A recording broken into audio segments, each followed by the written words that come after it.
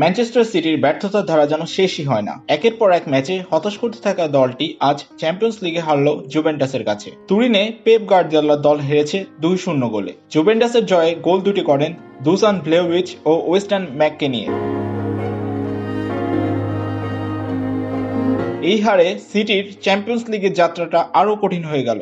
এ নিয়ে city champions লিগে 6 match খেলে 2 জয়ের বিপরীতে 2টি ম্যাচে হেরেছে এবং অন্য 2টিতে ড্র করেছে, যার ফলাফলস্বরূপ চ্যাম্পিয়ন্স লিগে সিটির অবস্থান এখন 8 পয়েন্ট নিয়ে 22 নম্বরে। প্লে অফ খেলতে হলে অন্তত 24-এর মধ্যে থাকতে হবে সিটিকে। এখন পরের 2 ম্যাচ সিটির জন্য হতে যাচ্ছে অগ্নি পরীক্ষার।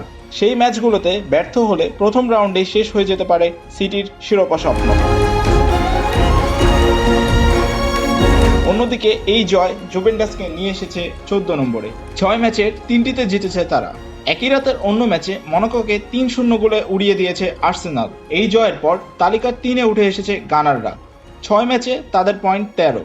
এছাড়া আরেক ম্যাচে রেড স্টার বেলগ্রেডকে 2-1 গোলে হারিয়েছে এসি মিলান।